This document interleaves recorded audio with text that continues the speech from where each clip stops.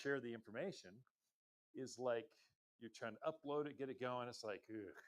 Then you hit print and the printer doesn't work. Ah, what is that all about? Come on, out of paper. You got to be kidding me. Ah, the pressure of being in front of a class. Okay, you let me know when we're live. Oh, really? Okay, well, just a minute. Let me just hydrate. Hold on, you all. I'll be with you. You got a front row seat. We're glad you're here. So, okay, today's garden class. I can't believe we've got this many students. I thought I'd just be doing it for on camera, and you guys would be sipping coffee, your skivvies, watching it on your laptop or something. So, but welcome. Glad you guys are here. My name is Ken. I own the garden center. So I'm the second. Ken Lane is the second generation owner of Waters Garden Center. Waters is a family name, and Harold Waters had 4 very pretty daughters, and I married the youngest, prettiest one. So Lisa still works here. My daughter, Mackenzie, is now the 3rd generation coming up. She's in training, so it's truly a family business. Okay, so we've learned a few things. We've seen a lot over the decades. Next weekend, I'll give you a special invitation. Please come. It'll be our 63rd, basically, spring open house, flower festival. Flower and Fountain Festival is what we call it. So it's all the plant new introductions. We're starting to load up. So all the new things for 2025. You will not see these at Home Dumpo or the Blue Low thing. It's only going to be the latest, greatest stuff will only be found here because we grew it. And so we'll be featuring those. I've also got the growers coming from all over to different farms. They're coming here next weekend. So they will teach the next class. They don't get to see people very much. They're in greenhouses, they're in fields. They're really excited when they get to meet people instead of plants. We'll have them introduce their plants. Some of the new things, to see the guy that created this life and have him explain it, or her explain it, it's like magical. It's hard to shut them down sometimes. I'll try to keep that going along, but that's what's next weekend's class is all about. Friday, we've got a special class at 3 o'clock on Friday. Normally, all classes are at 9:30. But next Friday, because it's going to be the spring open house, 63 years in business, so that's a big deal. That happens, I think it's only like 3 or 4% of the time do companies live that long. We're here still going.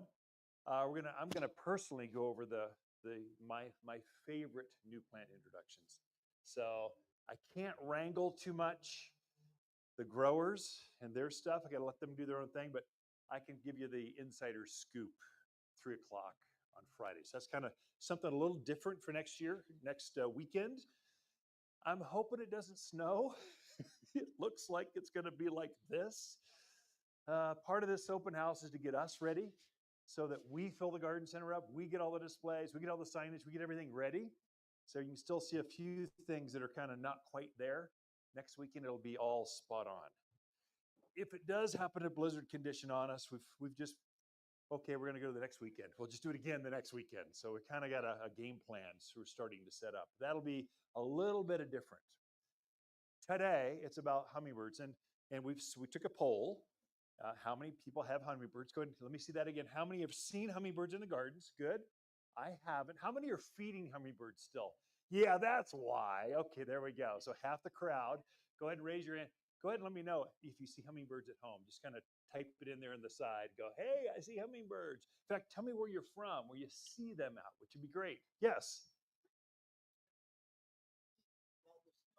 Oh. So she's got a hummingbird that's eating in the snow. You know, just 90 miles south, you could be in Phoenix in like 75-degree weather, basking in the sun. Of course, then you're competing with all the other birds trying to get your feeders. So they got an isolated, got my own thing going on. That's pretty cool. That's unusual. Most birds migrate back and forth. They can go all the way to Mexico. I don't believe that. I think they just go down to Tucson, Phoenix, just down the hill where it's warmer. They come back up and they're following the water source mostly. So we are on the major corridor for all birds, especially hummingbirds, because they're following the streamline. So the Verde popping up over to the lakes. We're the town. Prescott is the city of 5 lakes. see, what are they? Can I name them? Lynx, granite, willow, Watson, and Goldwater. 5 lakes. So we are a major, they'll come up and just hang out here for a while, and then they'll hydrate, kind of rest, and they keep on going. Right now, I'm seeing a lot of robins. I'm hearing goldfinches, or what would you say? Meadowlarks are thick right now. So your winter birds are still here. They're going to take off pretty quick and go north. There's kind of this migration that happens. So it's kind of a fun place. If you're into birds, this is a great place. And butterflies.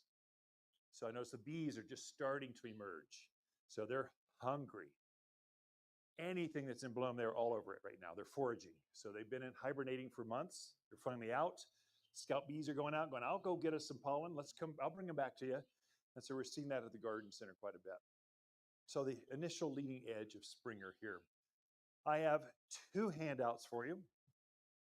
I'm going to send those to you in an email right after the class. So it'll be pretty much right after the class. If you want that, I've got 2. One is the plants that hummingbirds just cannot resist. I'm going to give you that list. And then the trees, because it really comes down to trees. They need to feel safe.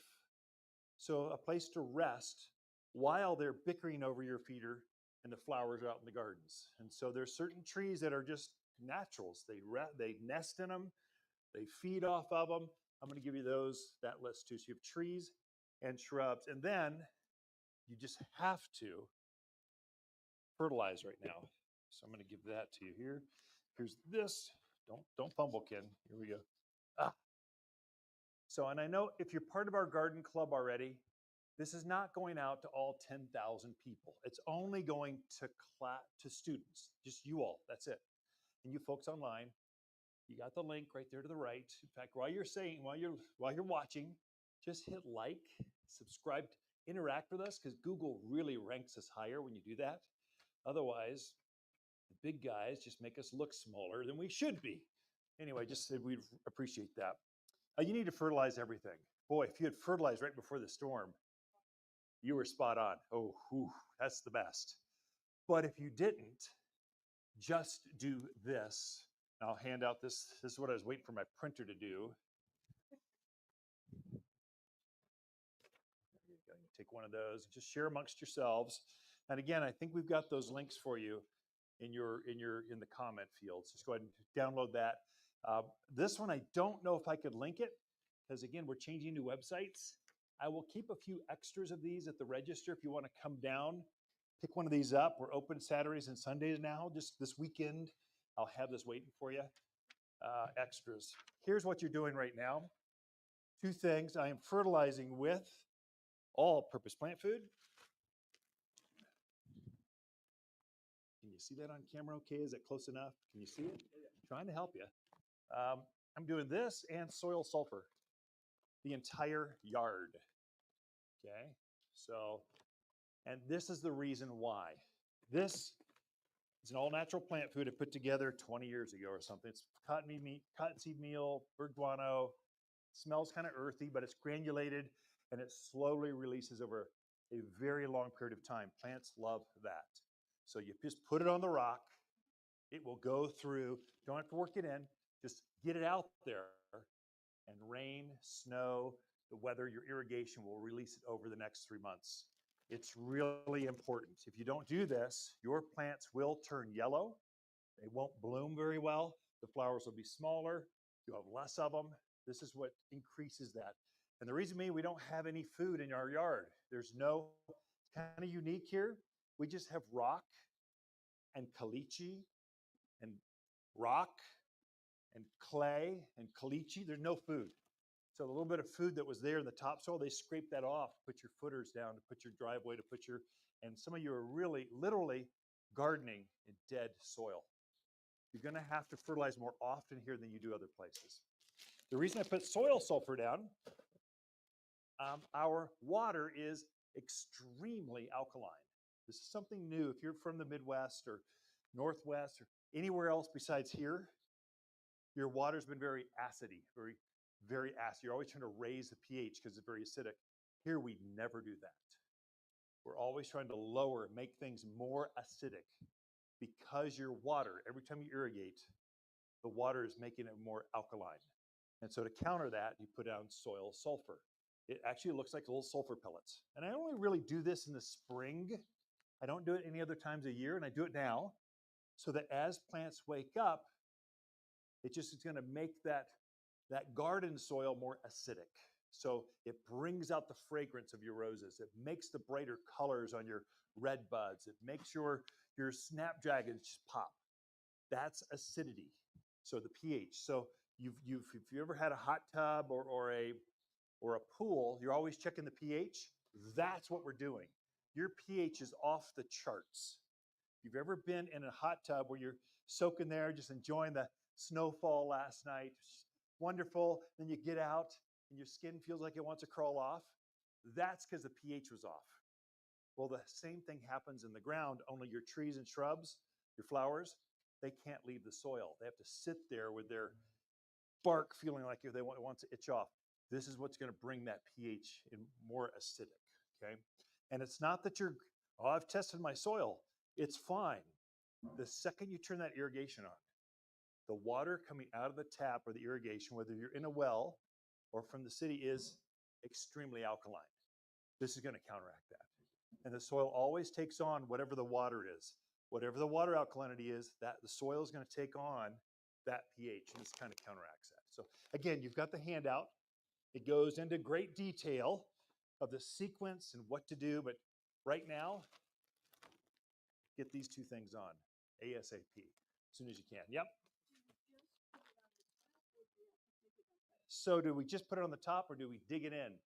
Gardeners. Now, I am dealing with gardeners here. You guys are hardcore. There's snow on the ground. You traipsed across black ice to get here to garden class. You're tuned in. It was snowing like 6 hours ago to a garden class. That's weird, okay? Hardcore gardeners, okay? You all are allowed to work your fertilizers in because I know you want to. Makes you feel good, okay? Do it. For me, I'm busy running companies, teaching classes. I just chuck it on and I walk away. It doesn't matter if you work it in or not work it in. Because they're organics, they break down slower. And so you're going to see it on top of your rock a little bit. You might see it on top of the garden some. If that bothers you, just take a rake and do this and it will disappear. And it will slowly break down over a very long period of time. I think the most important thing is consistency, get it on. If you don't have time, just move on. It's good enough. You got it on the grounds. Also, don't focus on just the trunk of a tree. So this is a beautiful plum tree.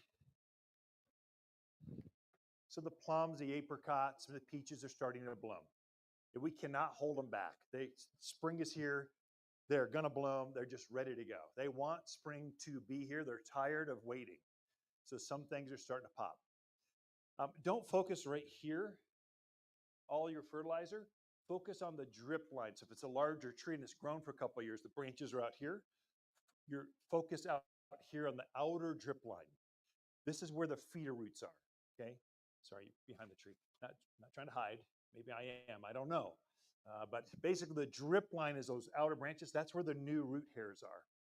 Those tiny white feeder roots are out here. At the base of the trunk, these are just big, barky, chunky, they're just anchoring roots. They can't absorb anything.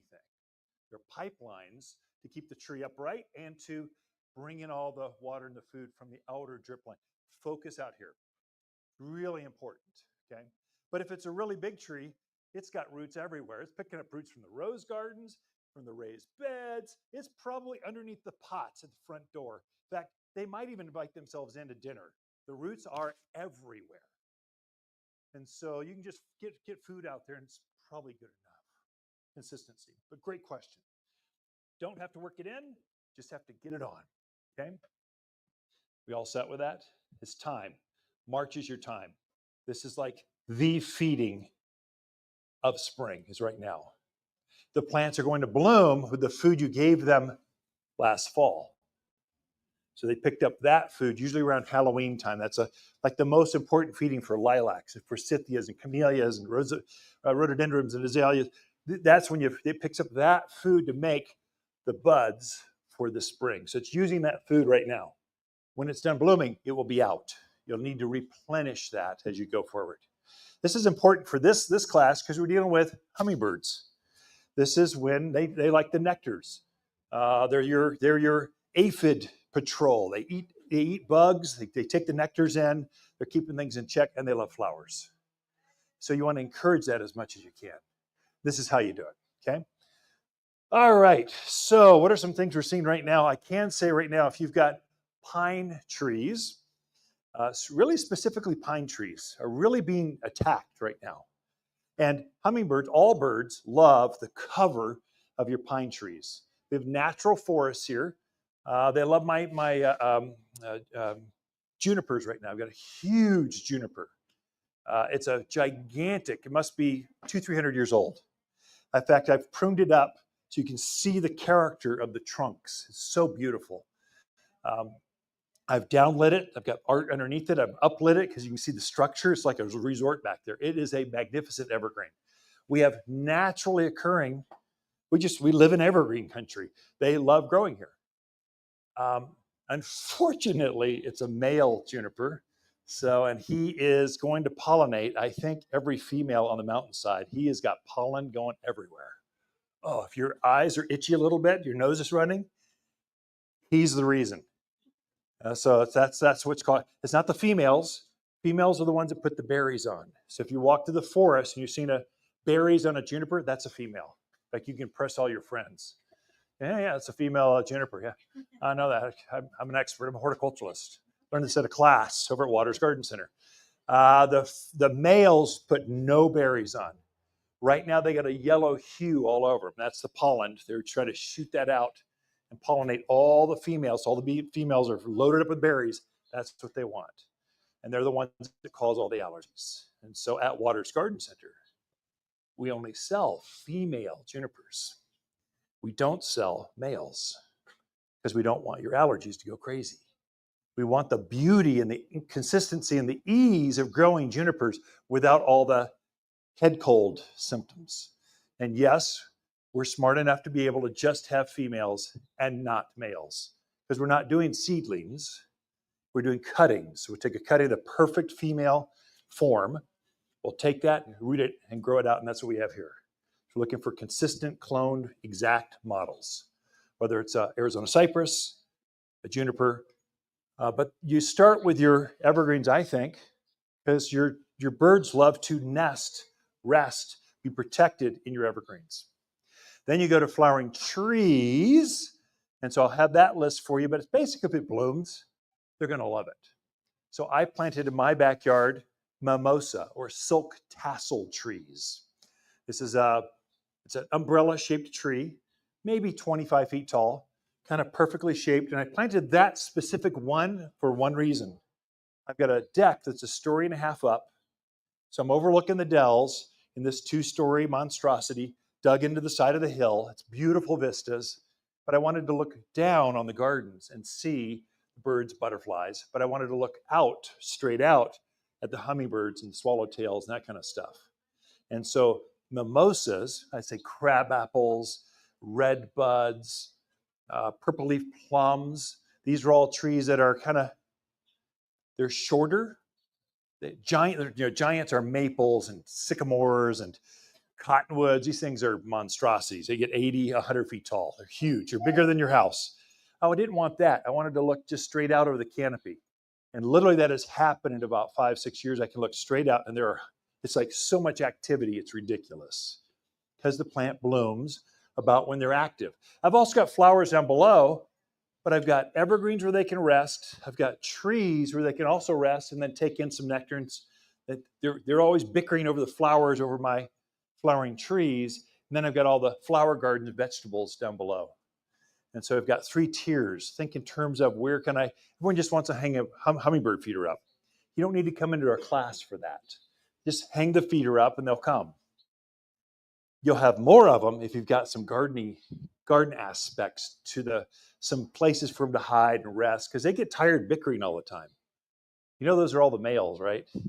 The men are always, hey, that's mine. No, it's mine. It's mine. They're flying around doing this thing. They get tired and they want to go rest for a moment and then go back at it.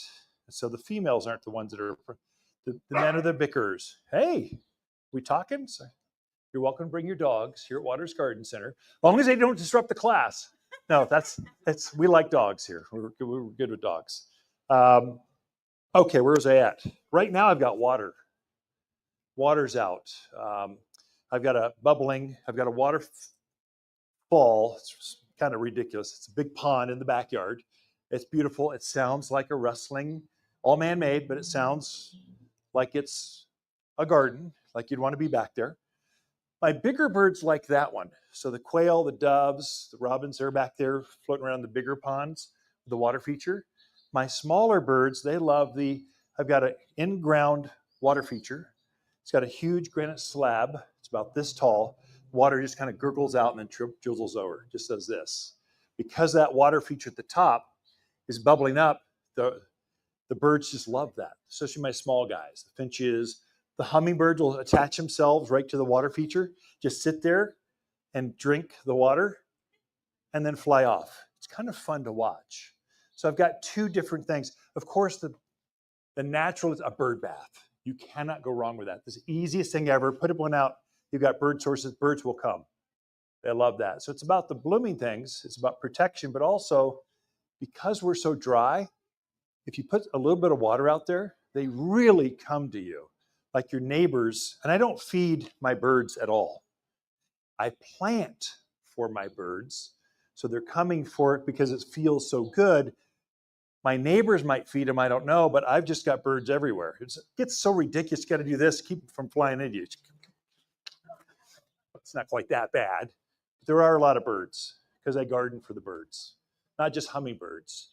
Of course, when you do that, you naturally have butterflies, all the other pollinators, so bees and that kind of stuff, they're all coming for them. I've got carpenter bees, like nests of carpenter bees. These are like giant black bumblebees. I don't know how they fly. They kind of bumble. It's like they're drunken state all the time. They're just flying around trying to go in the garden, but they're beautiful to watch. They're animated, but they got personalities to them. And so you get to see all that. That's like the fairies of the gardens. Like it just brings out the activity. Okay. Let's see, where are we at? You are at the planting season. I know there's a little snow on the ground, but it is time to plant trees. If you're going to think of lilac, it is time to put those in the ground before they bloom. Like they are budded, they are doing this right now. You can put them in the ground before they wake up. They went dormant last fall, and they kind of went, I'm going to take a little sleep here, take a rest, get recharged for next spring's growth. If they wake up in your gardens and go, whoa, what just happened? Where am I at? This must be okay. I'll just grow right here. The sooner you can get those things in the ground, the better, especially your bigger things. Fruit trees, shade trees, blooming trees, big shrubs, red-tip photinias, cotoneasters, lilacs. If you got a neighbor that you just want to have them go away, block privacy screen. Arizona cypress, your upright junipers, cypress, cedars. It's time to put those in now. So it can't stress the urgency. And it's time to fertilize. If you've got an established landscape, or maybe it's a new landscape, you just want it to grow up some. This is your chance. Fertilize now, and you'll get more growth out of that this coming spring, okay? All right, let's go down the line. What do we got?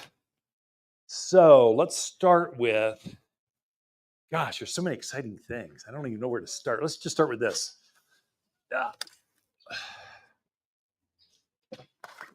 I just told them, fruit trees really aren't going to be on the list. It's going to be mimosas and red buds and crab apples. But I had, bring me anything that's in bloom. Peaches. This is actually a dwarf peach.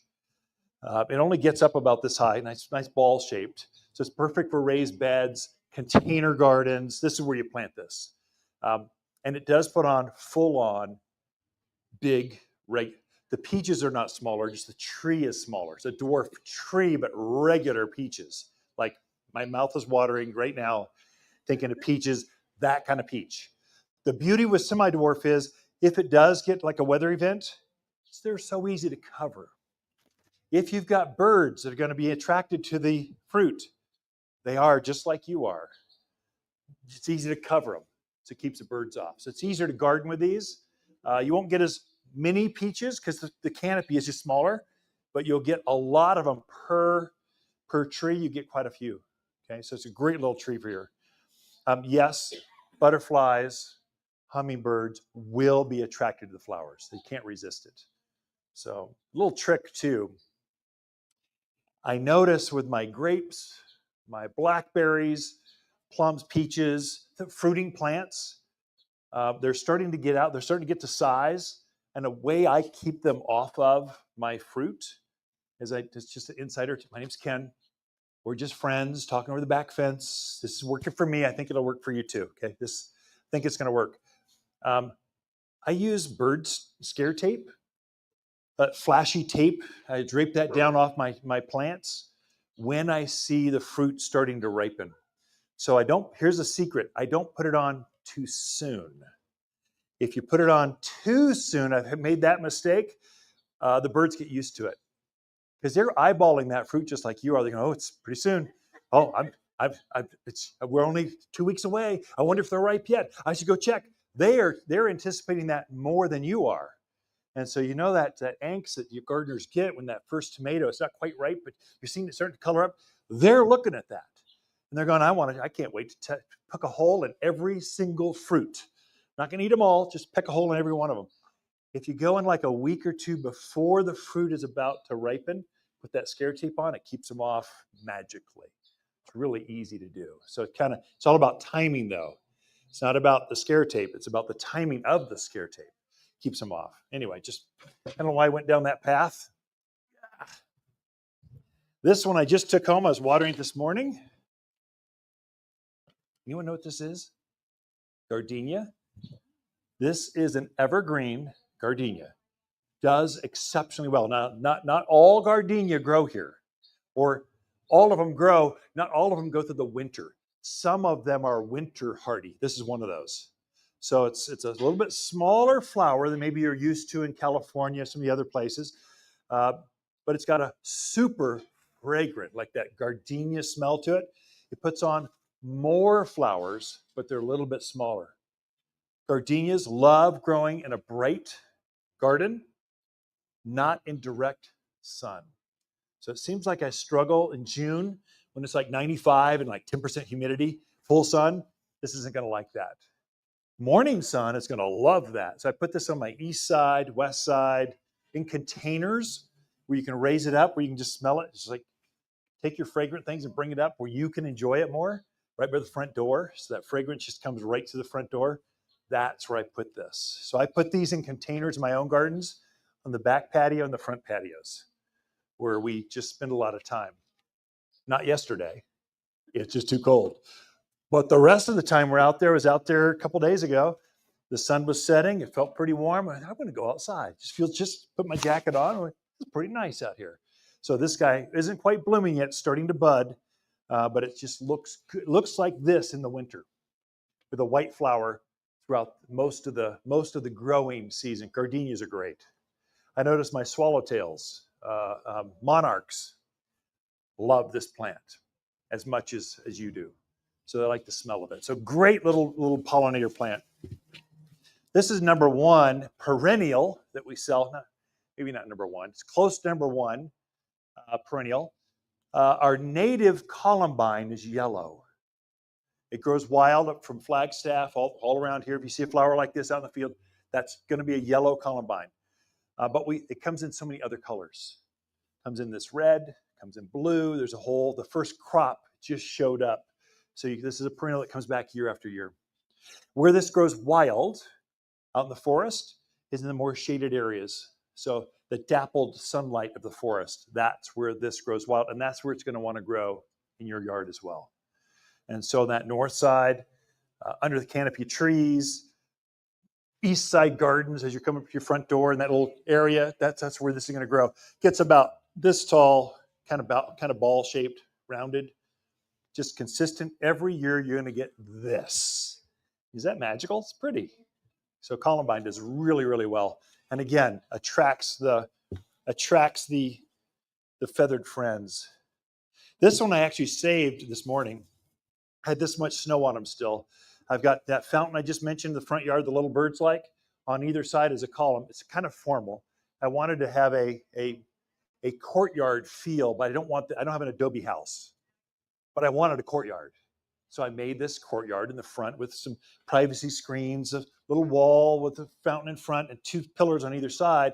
On either pillar is a container about this big around, 2.5 feet, filled with this plant, pansies. They've been growing out there all winter. They were covered in snow, and I just wanted them to see the sunlight. You could tell I just kept the snow on it last night, kind of keep the frost off, keep the cold out, because you get some insulation with some snow. I moved that off, and they will soak in the sun, and they were in glorious bloom. I mean, they look this good, better than this, because they've been blooming and growing all winter. This is a winter hardy plant. I find most folks plant this at the wrong time. So they come in, they've seen it bloom in their neighborhood all winter. They're coming in May because they got the garden bug. They're coming in to buy some pansies because they've seen this, and they get the last crop. This plant does not like the summer. It's going to get to 95 in June sometime, and no matter how much you water this, you can't keep it alive. It's going to fall over and go, I'm so dry. I'm out of here. And that's when you put your petunias, your geraniums, your zinnias, your sun-loving lantanas, things that love the heat. That's when you swap these things out. This guy looks best when you plant it in like October, September, November, and it keeps blooming till June, and then it finally gives up. So this the second best time now, because we're going to have this kind of event. We're not done with frost yet. We're going to see more cold. It's going to be beautiful after this.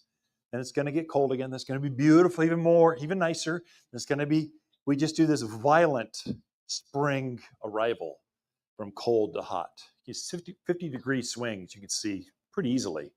So you need plants that can handle that. This guy does that. So, okay. They do hummingbirds, butterflies, bees. They're edible, so they're just attracted. I also use this one. Another way I use this, because pansies are so talkative, they'll tell me when the gardens get dry. They're kind of too talkative sometimes. They're kind of crybabies. I'm hot, I'm dry, I'm cold, and they lay down. So they like to lay down. And so when they get a little dry, they lay down. You water them, and they go, okay, I'm fine. Thanks. Thank you very much. I'll use this as a guide because most plants won't tell you that much. This guy's super talkative. So you can put this in your containers or raised bed or just underneath the trees. This will tell you when that ground starts to get dry. So if you know which plants it's like a canary in the coal mine. Oh, this is a pansy in the garden. It tells you when to water things. So I use it for that reason too. This guy won't tell you. It's a snapdragon. Comes in every color under the rainbow. Javelina rabbits tend to eat this one. So put it where they can't get to it. That's the reason I have mine up on pillars this high. So every neighbor going by can see them. I can read the paper in the morning and watch my pansies. They're right there looking at me. I'm looking at them. We both feel good about each other. Rabbits love to eat this. Everything likes to eat this. It's edible. They don't eat this. So nothing eats these. They look delicious. Like I want a little ranch dressing. Try a little bit, but it's got a sap to it. They don't like the taste. And so it's got a defensive mechanism where deer, the rabbits, javelina, don't bother this. It's a great little wildflower for here. Reseeds comes up in the gardens. You never know what color you're going to get. It's a great little plant for here. We sell it as an annual. That is, it lives for 1 year, but it thinks it's a perennial. Comes back every single year. And so I find it looks good for a couple, 2-3 years, and it kind of looks ratty. And I go, okay, that's enough. You're not looking bad in my gardens. I rip you out. Either you got a seedling coming up next to you, or I plant another one. So, but it's a great little 2 to 3 year, consistent every spring. Here's another insider tip. Mine are starting to bud up pretty heavy right now. They're not quite in bloom, but they're going to be here next warm cycle. They will be. They'll bloom until summer, usually sometime in June, they kind of get done. They put on these different seed heads. They start to get a little spindly. They get these seed heads on top, and they stop blooming very well. And so when that happens, I'll take this, I'll just cut it off. I just give it a haircut, and I leave the green, and it kind of holds. It doesn't like the summer. It likes the spring, and it likes the fall. That's when you get the show. And so I'll go for the show in the spring. When you start to look a little off, by then my other summer plants, the dahlias, are spectacular. Everything else is spectacular. When everything else is spectacular and you're bringing me down, that's your cue, whack him off. So kind of just cut back the seed heads, fertilize them, and by September, all new flowers again, even better than the spring show. Just kind of a little sequence of work with the environment, not against it, work with the way plants are naturally growing. You can get more out of them. They'll perform for you better. So snapdragons. Oh, there's another color. Comes in that color. What color? Men, what color is that? Ah, that's good. Dang it. I would have said red, but okay. Yeah, that's good. Dang it. I literally only have 7 crayons in my box. I know some of you have 64. I only have 7. But I match plants by going like, I'll go, well, which plant goes with this? I'm going, I have no idea. But I'm looking for that yellow and pink. I know that goes together because nature put it together. I just tried to I use nature to kind of put designs together. And it always looks great. And so even as a man, you can be a great designer just by watching nature. Okay, this is one that's probably the most fragrant. It smells, when you get a chance, come up and smell this. This is a Pieris or lily of the valley. It's a shade lover. Just to be under that covered patio. The north side, you got an entrance to the north side with those beautiful doors and the pillars on either side. Put it in a container. It's evergreen. It looks like this year round. But in the spring, it's been heavily budded all winter since last fall. Now it's just starting to open. This is actually still buds. It's just starting to open a few flowers. As it opens, the fragrance just fills up an entire garden area. And so this plant loves the shaded parts of the garden. The deeper the shade, the better, the longer it blooms. So this is for that dark side. For you folks with that north to east side exposures, this is your plant. These are your people right here. Super fragrant. I think it's as fragrant as lilacs, maybe even more so. Probably not as fragrant as gardenias, but it tries. But it just does this. When it's done blooming, I give it a little haircut, and then I just enjoy the green foliage. But it's got the same bell-shaped flower that manzanita has. You notice that? So see, it's got the same kind of manzanita flower to it. So manzanita are just starting to open up. They're another hummingbird plant. Same thing with this, okay? I noticed too, javelina, deer, antelope. They don't eat this one.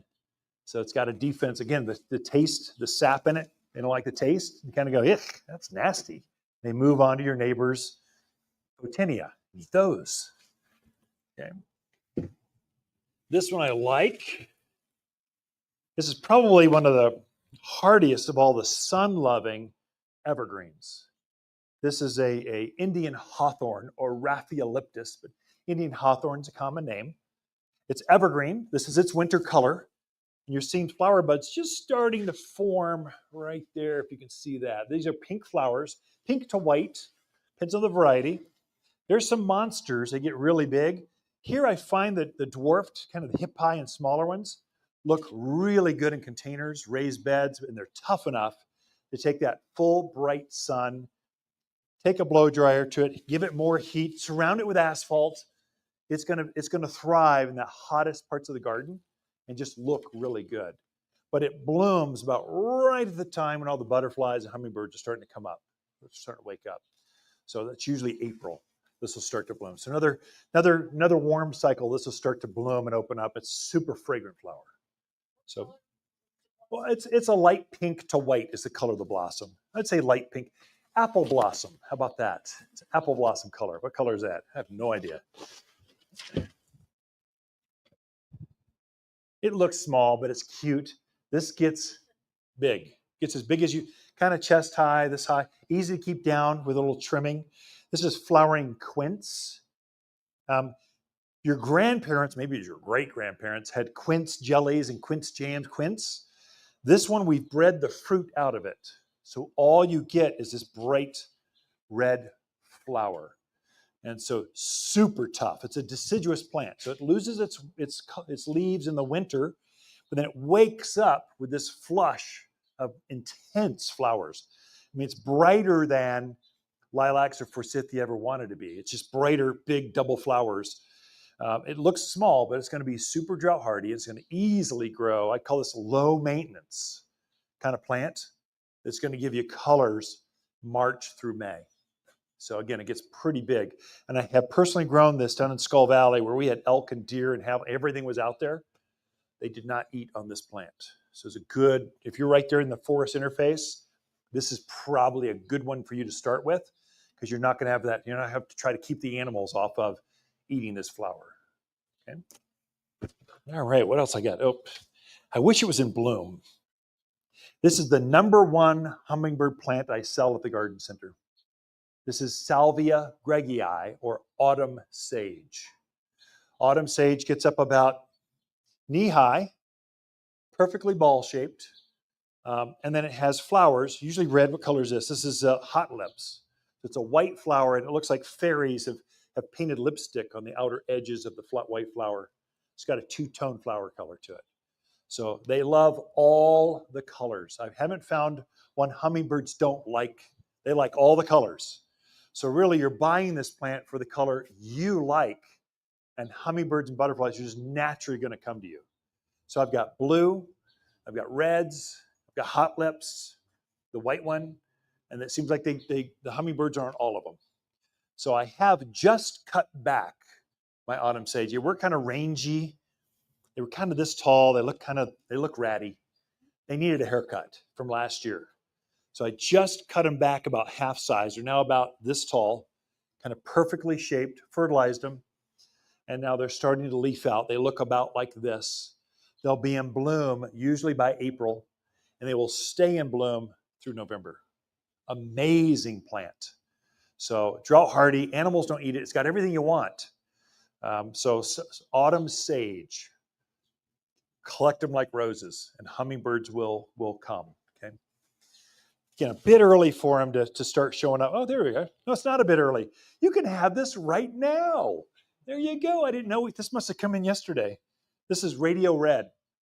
It's the reddest of all of the original one was kind of a pinky red, salmon red. They're starting to breed them where they have more intense colors. And so literally we sell thousands of these because every yard should have at least one of every color. And so that's because they're just so easy to grow. In a container, in the ground, wherever you want them, they just thrive. So in my yard, as you drive by my yard, you'd look down, you go, oh, that guy might own a garden center. Yeah. And so it's pretty spectacular. At the very front by the sidewalk, I have a row of these.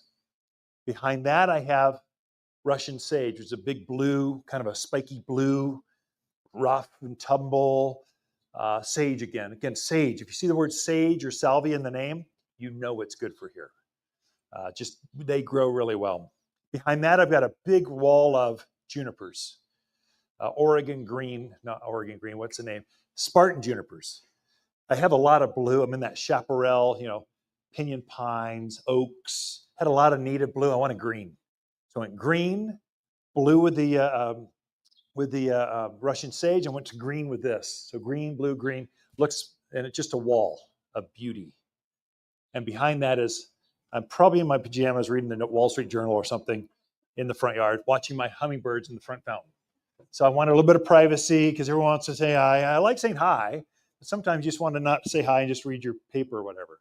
So I've got that, and I use that as a walled screen. It's beautiful, and I hardly care for this. I fertilize it, I water it maybe once a week, and it just does this from April through November. So sages. Probably the #1 hummingbird vine. Gosh, they love this one. This is Hall's honeysuckle. Now, they also make a red variety. I like the red one. You think red would be more attractive to hummingbirds, red. It's kind of a myth. If it's a flower and it's tubular shaped and it tastes good, they're going to go up. They're going to be after it. they are attracted to bright colors. This one's got a yellow flower to it, deep-throated, very fragrant. This one, as a kid, used to take out the stamens and kind of suck on the nectar. That's this plant. It tastes really good. 2 people and 2 hummingbirds. But it grows thick, so you can grow this if you're out in that Stone Ridge, the new subdivisions. You got the block wall, looks like you're in a prison wall or something. You know, you'll never escape your home. I defy you to get out of here. You want to soften that hardscape up, give it more life, make it feel like more of a secret garden. This is a great one to climb up the corners, to soften up the wall that'll flow up. What I've done, I had at my first houses in Prescott Valley. We didn't use block back then. We used chain link, even better, even uglier, great. Chain link, 6 foot. No one's ever going to escape. I'm surprised I didn't have razor wire on top, but 6 foot fence. I put this to climb up there to soften it up. I put fruit trees. It made it feel like a garden. What I would do is every spring right now, I would shave it back as close as I could to the wall. And I just give it a haircut. I'd whack it off here, whack it off there. I just whacked it, fertilized it. It would come back with a flush of flowers like you've never seen. So these guys really like to be cut on. Otherwise, if you just let them go. Now we use this out in the yard just as a ground cover. Erosion control, that hill that's they cut the driveway in. They're trying to hold it back with rock and still starting to erode off. This is a great one for holding in that ground cover erosion control. If you don't cut them back every once in a while, they start to get a little woody. They start to overgrow each other. Every year they're overgrowing, and down below you'll get this wood chunky area. If you just shave it back every year or two, it keeps that vibrant new growth to it, and it blooms better. Okay, so honeysuckle, great plant for here. Do you always have to keep it staked? You do not have to always keep this staked. That's the question. What I would do with this, I would plant this where I want it to grow. I would take the stakes off, and then I would separate and I would train it on how I want it to grow. So this plant, this size, would probably this year cover an 8x8 space. So, or a 6 foot fence. Most fences are 5 to 6 foot by 8 foot spans. Usually the support beams are about 8 feet. It'll cover that space in a year. So a small one probably take a couple of years, but a bigger one, 1 year. So, but I would take that off. It's got a mind of its own. If you stand still next to this very long, it's going to grab on and try to grow up. It's going to try to make a scarf or something out of it. It's good. It's very aggressive. And so you want to train it to go where you want it to go. I've seen a lot of folks put them at the top of hills. You know, some of your newer subdivision on the hillsides, they're cutting into the hill, and your neighbor is right up there. It's not a good look. You feel like you need some privacy. We've used this to climb up that rock face, or that to keep that intact, but to soften it up too. So it makes it feel alive, like it was meant to be like this. Not the bulldozer had an accident, put your house there.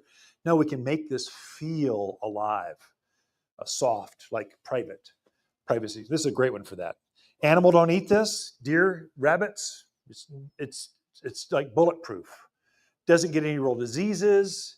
It's bulletproof. Honeysuckles are great. We've got lemonade, reds. So we've got different colors. This is kind of the #1 seller just because of the original.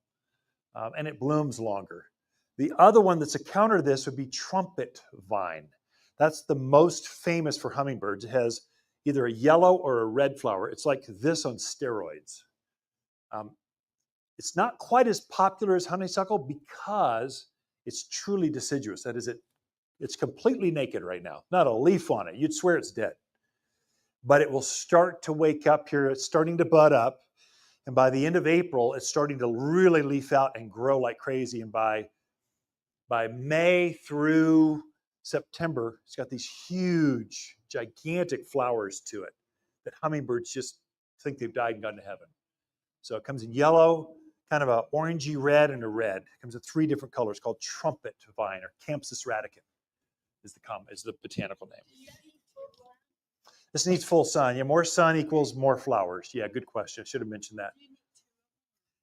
No, this will bloom all by itself. It's got male and female on the same plant, so it'll bloom all by itself. So no, you don't just one and done, or a whole row. I've seen people plant all 200 feet of their property on I like a little variety, but I've seen everything in between. So it's a good, strong plant. Full sun, more sun, the better. More curse at it. It likes that. It likes you kicking dirt at it. It likes you to abuse it. It likes that. It just grows pretty consistently. Which one grows faster, trumpet or honeysuckle? They're both, it'll come down. I think they're about the same. Which one gets bigger? I've seen massive trumpet vines. I mean, I've seen them trained up pergolas and then keep going.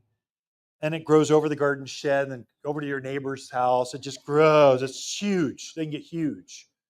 So you could probably train the trumpet to get bigger. Which one blooms better? I don't know. It probably comes down to food and the soil that it's grown in more. If I were doing a smaller space, I would do the honeysuckle. If I've got massive spaces or big runs or gigantic hills, I might look at trumpet vine. There's a place for both. And if in doubt, put them together, because your honeysuckle is going to hold its foliage through winter, and your trumpet vine is going to have the bigger flowers. You can blend vines together. I just helped a couple days ago. They had they planted a new pergola, not a pergola, it's like a pillar, it's like an English structure. They wanted something to go on there, and they're going for pyracantha. And I went, I know your skin's thinner than mine because you're a little older, and if you even look at a pyracantha wants to rip you a new one, let me show you this thornless rose, Lady Banks rose. It's also called the Tucson rose or tombstone rose because there's a 200-year-old Lady Banks rose growing right in the middle of town. It's famous, but only in Arizona. But it's Lady Banks. It's a thornless rose. Gets a cute little kind of cream-colored to white flower to it. But I said, and I'm going to have clematis here shortly. Why don't you put a Lady Banks rose on this side and clematis on this side, and they'll blend together. You got the evergreen of the rose, and you got the big old flower of the clematis. You can have your cake and eat it too by planting one on each side. They're going to go for that. I think it'll be stunning. You could do that with a lot of different vines. So I think that's another one. This is one you're seeing. There we go. Take that out of there. I wonder if this one smells good. Yeah, it does have a smell. This is Henry Fonda rose, bright yellow, probably the brightest of all the yellow blooming hybrid teas that are out there. But we'll literally sell thousands of roses. We're kind of famous for our roses. They're inbound right now.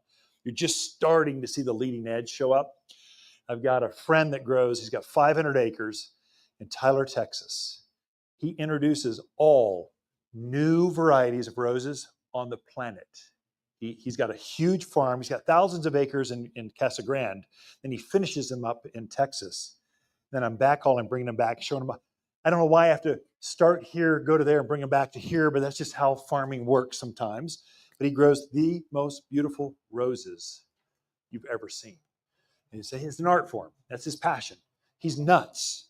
He just does roses. He says, why don't you try some crepe myrtles? No, I love roses. Okay, I'll take some. So they're coming next week. Actually, they're coming Thursday, I believe. So this is roses.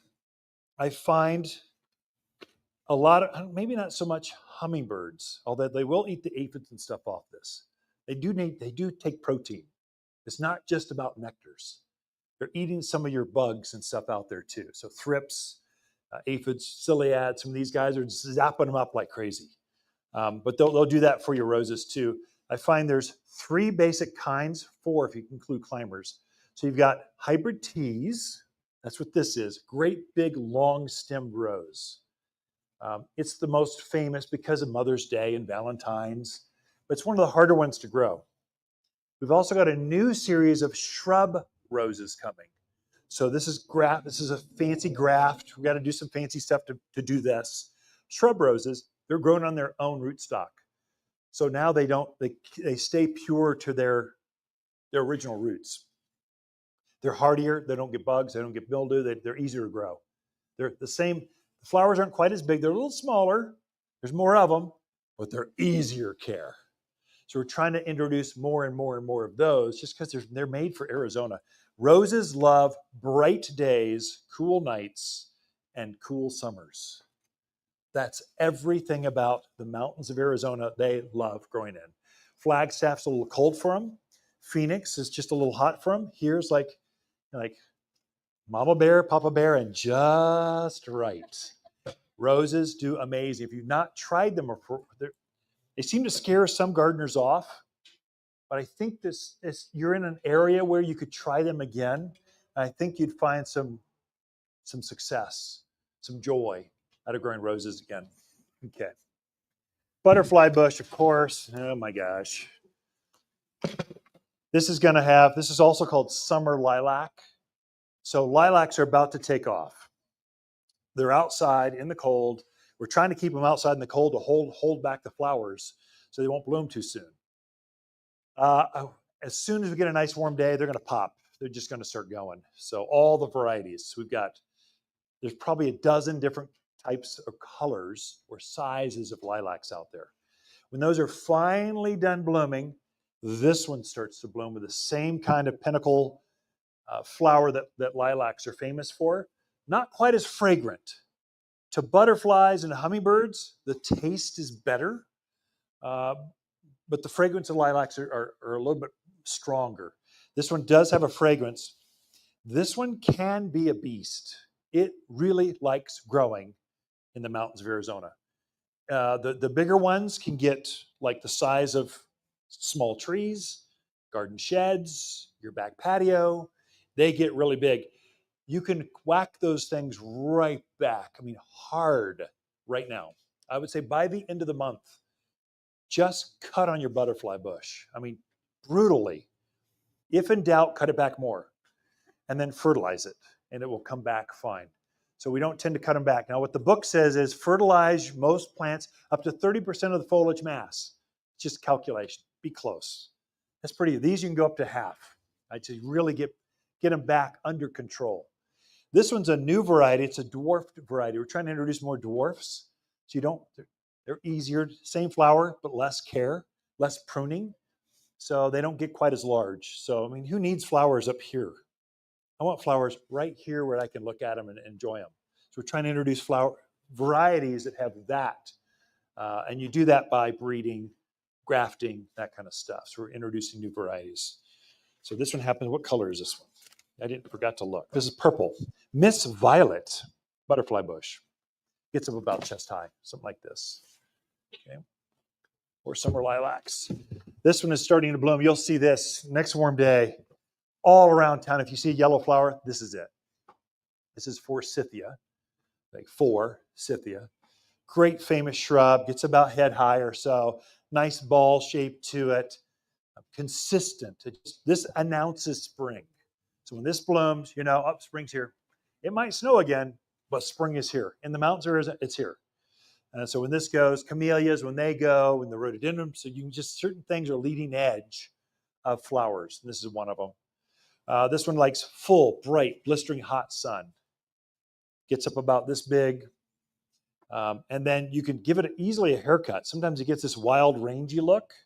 If you like that, go for it. If you like more formal, I like mine a little bit more trimmed. I just give it a little quick haircut, get it down to size, and go, good, go and be happy. Bloom for me some more.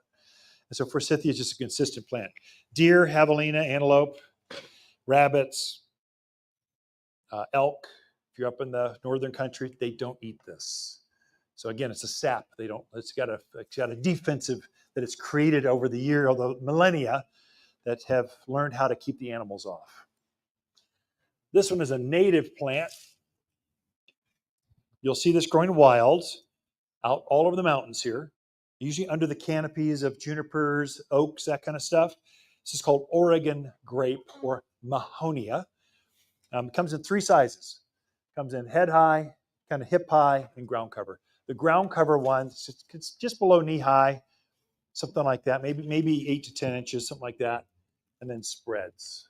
So I use that one underneath my juniper in the backyard, that big male that wants to give you allergies. I pruned him up. Now I've got all this undergrowth that needed something there. And so the problem with junipers is they're always shedding stuff. So they bury and kill everything. Actually, they taint the soil. They actually poison the soil underneath it.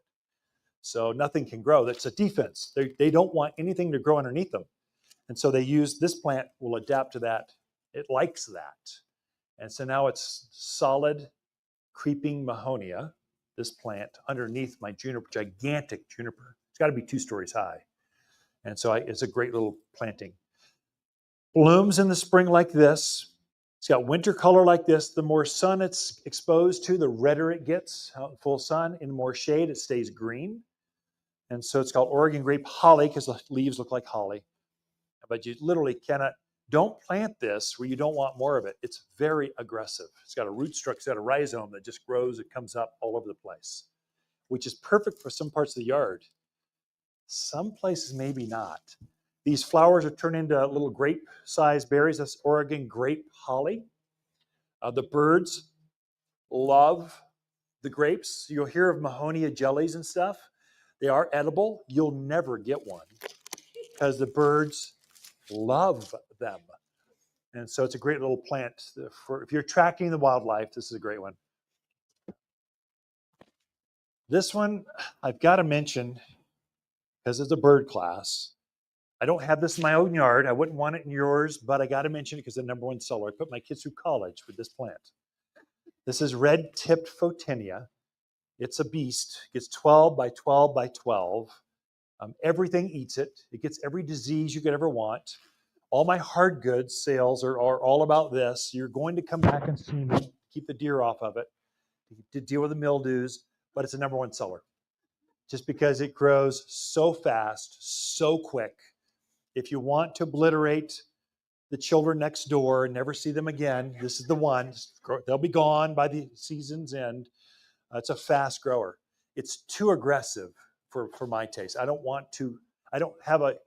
got a ½ acre. If you got a smaller yard, you do not want, it's too big. You're gonna be pruning on this thing 3 or 4 or 5 times a year. And you'll need a ladder to do it. So just kind of one of those. I'd rather have Cotoneaster or Euonymus, some of these less aggressive ones. But because the new growth is like this, it's #1 seller, and I've got them every size. It's called Dynamo. It's a new variety. It's a smaller leaf, more foliage, and a brighter red. So we're trying to breed plants that have more distinctive color. You can go over to the big box store and get the regular one, but at Waters you get the special ones. So there you go. Dynamo, good plant for. Hummingbirds do like to nest in this, especially at the upper edge. You'll see little tiny nests in this. They use it as it does get a flower to it, but really they're using this as a resting, nesting place. Yeah. Photinia, or red-tipped was the name. So a lot of folks don't remember Photinia. It's kind of a weird little name with a PH, Photinia. But red-tipped, we know right where you're talking, because only one has that, this one. Okay. And then 2 things, then we'll end it because we're getting close. We're at an hour. Oh my gosh. So we're starting to bring in some flowers for the spring open house. Okay. Geraniums and petunias are those bridge plants. They'll take some cold and they'll take the heat. They won't take bitter cold. I mean, if you go down to 19, which is possible, you might want to cover it, but it'll take the 20s. Okay. You can plant geraniums, and hummingbirds and stuff love this. They're going to like this. Butterflies love this. So you can start to put out some of those leading edge flowers now. You can for sure put these guys and not even worry about them. Like, I didn't even think about covering this last night or yesterday. I just let it snow. They like snow. They celebrate snow. They pop up through the snow. They like everything about the cold. This guy, not so much. I probably would have covered it yesterday. So, but it's a good transition. If you're underneath a canopy or a covered patio, covered front entrance, perfect for that. Here's an insider tip on geranium. I'm a geranium grower. I find that out in full sun, you read the tag, it says grows in full sun, and it does. I find it blooms longer for me if I can keep it out of that midday sun. If I give it lots of bright sunshine in the morning, late afternoon, loves it. And it will bloom twice as long. Flowers stay on it. So if I give it a little protection midday, I find it blooms longer for me. But that's where, if you've grown it in the Midwest, full sun, huge beds, and it blooms so great, here it's going to struggle a little bit. It'll do that, just doesn't bloom as well. So maybe you put the zinnias or your lantanas out there. So that's where you play with it a little bit. We call that gardening. You try it, go, oh, not what I remember from Oregon. Here we might switch it up and try a little different place. So, okay, geraniums. And then I'm going to send this to you. If you put your name on that email, I'm going to send it to you. So I've got the salsa drop, just came out on Tuesday. So if you want my personal favorite tomato, my personal favorite pepper, jalapenos. I don't like peppers that vaporize your face. That's too hot. I like flavor with a little bit of bite to it. Those are serranos and jalapenos. So I've got two of my favorite varieties of those two peppers. And I've got a cherry tomato, Sweet 100 variety that you can pre-order that. I'll send you the link if you want that. They're going to probably be in 2 or 3 weeks, probably the first week in April. They're still kind of small, that crop. Once they're up to size, we'll bring them in. We'll say, hey, your tomatoes are here. Come on down and pick them up. But you have to pre-order them because I know I'm going to run out. I sold 40 of them already. I've only got 108. But for my friends, I want you to have first dibs. I'll make sure you get it too. So we'll put it into the link for you, or come on down and ask us for it. But we did bring a few early ones in. This is Better Boy. It's another good producer here. It's a medium-sized tomato. It is too early to put these out in the gardens yet, unless, and these are for my friends that some of you guys need help. You love your tomatoes. Every morning you roll it out of the garage, out in the sun. Every night you roll it back in. I mean, that's your hobby. I know who you are. I got you. I've got tomatoes for you, just you few, but I wouldn't plant them right out in the garden yet. You could actually, probably after the snow thaws, you probably could put a plant protector. They've got these walls of water things, little teepees you put them in. I've had great success with those, planting very early, my tomatoes, but unless you've got a greenhouse or a way to protect them, it's too early. Usually folks are planting these about Mother's Day. That's the locals' demarcation line between last frost. It's still frost before that. Usually I'll put mine in the end of April, and I'll just have things ready to cover them. I'll put my shade fabric, I'll put my frost cloth. I'll have this ready to go just in cases, but it can be frosty through April. Just know that. So, but for my Sedona folks, come on down. We've got them over. We got these for you. Cottonwood, man, I think you guys stormed the garden center last weekend. So we got these for you folks at a little bit lower elevation. Spring Valley, Mayer, you're ready to go. Prescott Valley, wait a little bit, okay? We'll have these things ready for you. So brought it in just so you know. And then I'll leave you with one last bit of advice. If you have pine trees, you have to do this. The bark beetle and the scale are so bad, I've never seen it so bad. If you want that thing to live, especially if it's a native pinyon, native ponderosa, you should be treating with tree and shrub drench right now, okay? Super easy to use. Mix it up in your watering can, pour it right at the trunk right there. You're protected for the year. If you don't do this, I've seen so many instances of bark beetle, so bad that even the woodpeckers are pecking away the bark, going after the beetle underneath the bark. The scale are out way early. Scale's is a little tiny insect that attaches itself to the needle, and it'll look like a little pin mark right on the needle. You'll see several of them, and they're literally piercing the needle and sucking the life out of it. So the plant looks thin and wispy. I'd say aspens don't need to be done with this. Now, I have treated my aspens before with this because they can get aphids. I've not seen aphids out yet. They usually will show up. They can get some scales. They can get some aphids. So if you see bugs, treat them. This is too expensive to treat the whole forest. But I do know certain plants are super valuable. Some of you built your house around, or the pinyon pines are coming up through the decks. I mean, you've actually built your structures around the forest. And if you lose one of those, it's detrimental. There's no recovery. This is going to protect you. Okay, so it's just, I think it's because it was so dry and so warm, the bugs never rested. They kept going. They kept producing. They kept growing. And so now the trees are stressed because they're dry. And the bugs are aggressive because they never got killed back because of the cold. So I think that's what's going on. I've seen this happen once before, and it went so bad as it got into spruce and firs, some of the other things they don't normally eat. I haven't seen that yet. I'll let you know if I do see that. But for now, just my friends, tree and shrub drench, and I would fertilize my evergreens especially, kind of protect those. A little bit of care goes a long ways. But I think you'll see a lot of death and decay in neighborhoods with the older specimen pine trees this year. I'm already seeing it. And if you've ever had to hire someone to cut down a pine tree, super expensive. I mean, it's like $1,000 bill, just not even to dig out the root, just to cut it down. So you don't want to lose one. Okay, with that, I will hang out and take questions for as long as you want. I'll answer one more question over here if you want, and one more over here if you want. If not, I'll just hang here. And then I got a business trip in Vegas. I'm going to watch the Modi show up at, I'm going to watch a show, catch a business trip Sunday and Monday. So I'm going to get in the car and drive off, that 4-hour drive to Vegas right after this, but I'll hang out as long as you all want. Next weekend, remember, Friday at 3, and then again at 9:30, it's the showcase. The growers will be teaching the class with us. But before you leave, just because it makes me feel good, I'll let you clap. Yeah, thank you. Appreciate it. Thanks for tuning in, you guys.